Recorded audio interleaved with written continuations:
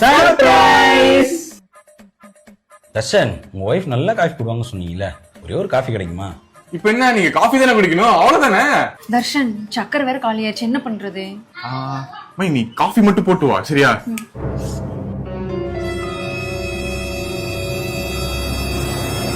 Guys wait பண்ணுங்க, ஒரு game விளையாடலாமா? என்ன கேம்?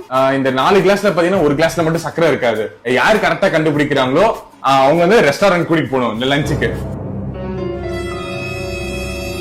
நானே சக்கரை கம்மியா குடிப்பேன், இவ்வளவு சக்கரை போட்டிருக்கீங்க.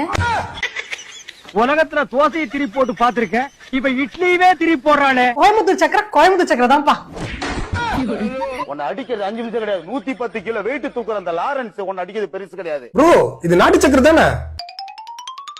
களத்துல இறங்கி வெட்ட ஆரம்பிச்சா எந்த பார்ட்டி உங்களுது உங்க பொண்டாட்டியார் கூட கண்டுபிடிக்க முடியாதுடா களவாரிப்பாயல. எனக்கே சுகர் இருக்கு, இவ்வளவு சக்கரை போட்டிருக்கீங்களேப்பா. இங்க படுத்துற நிமிஷம் நாள தாங்க முடியலையே.